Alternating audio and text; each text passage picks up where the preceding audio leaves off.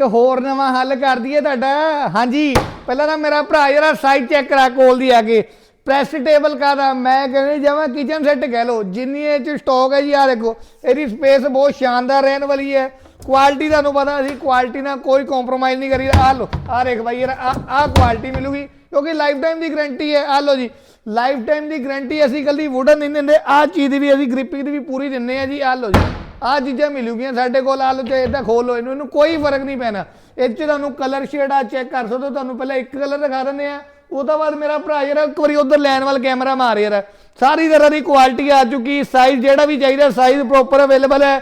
Quality ਕੁਛ ਇੱਧਰ ਹੀ ਰਹਿੰਦੀ ਹੈ ਆਪਣੇ ਕੋਲ। ਆਹ ਦੇਖੋ ਜੀ ਆਹ ਕੁਆਲਿਟੀਆਂ ਮਿਲੂਗੀਆਂ ਜਿਹੜੀਆਂ ਤੁਹਾਨੂੰ ਜਦੋਂ ਇੱਦਾਂ ਇੱਦਾਂ ਕਰੋ ਨਾਲ ਪਿਸ ਪਿਸ ਹੋ ਜਾਂਦੀਆਂ। ਸਾਡੇ ਕੋਲ ਪਿਸ ਪਿਸ ਵਾਲੀ ਕੁਆਲਿਟੀ ਨਹੀਂ ਹੈ। ਇੱਕ ਵਾਰੀ ਇੱਧਰ ਵੀ ਕੈਮਰਾ ਮਾਰ ਲਓ ਬਾਈ ਜੀ।